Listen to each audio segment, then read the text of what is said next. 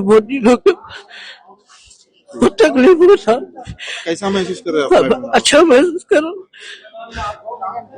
किराया नहीं निकल रहा था सर मेरे से, बहुत मुसीबतों में तकलीफों में था, कुछ सपोर्ट नहीं है मेरे को, जरिया नहीं।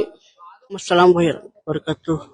हम लोग बहुत तकलीफ में थे, किराया नहीं निकल रहा था हम लोग से। मैं घर का चला रहा, ये मेरे को मालूम है तकलीफ में था। आज अल्लाह ताला असद साहब से कैसे साहब की बदौलत हमको मिल रहा है, हम उनका शुक्र अदा करते हैं। कहाँ रहते आप? मैं काला पत्थर में रहता हूँ। मैं भी हैंडीकैप, इनकी भी तबीयत ठीक नहीं रहती है बाजी खुद। आज मिला है, किराए से तो बच सकते हैं अपने, बहुत दिनों के बहुत तकलीफ में था।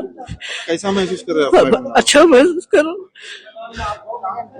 किराया नहीं निकल रहा था सर मेरे से, बहुत मुसीबतों में तकलीफों में था, कुछ सपोर्ट नहीं है मेरे को, जरिया नहीं। शुक्रिया बहुत बहुत आपका, मुबारक आपको, बहुत बहुत मुबारक आपको। आप लोग दुआ में याद रखिए। जरूर है। MP असदुद्दीन अवैसी साहब कैसे दुआ करिए आप।